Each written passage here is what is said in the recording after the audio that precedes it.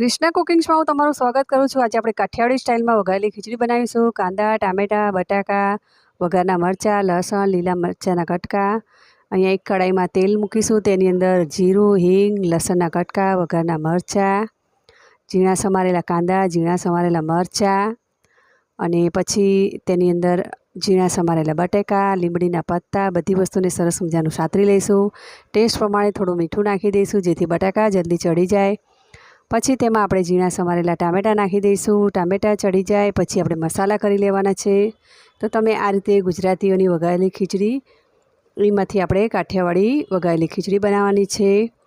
પછી તેમાં આપણે ટેસ્ટ પ્રમાણે મરચું નાખી દઈશું, હળદર નાખીશું અને ધાણા પાવડર નાખીશું અને ચપટી સાંભાર મસાલો નાખીશું। બધા મસાલા નાખી દેવા પછી થોડું પાણી નાખીને તેને મસાલાને ઉકળવા દઈશું।